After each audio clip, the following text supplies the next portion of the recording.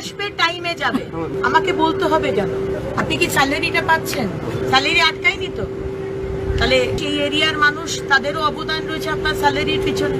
তাহলে আপনি কেন এই ময়লা, আজকে এটা তো 1 মাসের ময়লা নয়, 15 বছরে যা করেছেন আমার দেখার দরকার নেই। এই সরকারের আমলে কিন্তু এটা হবে না।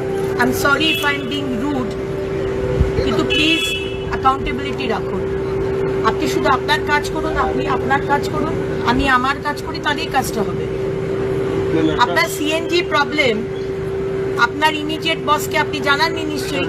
1 মাসের ওপর এখানে ময়লা পড়ে রয়েছে, আপনি জানেন? কোনো গাড়ি আসেনি, মানে পুরো এরিয়াতে কোনো গাড়ি চলছে না, সব গাড়ি সিএনজির জন্য বন্ধ। কোনটা প্রায়োরিটি হবে ভাই? প্রায়োরিটি কোনটা? কাকে প্রায়োরিটি বলবে?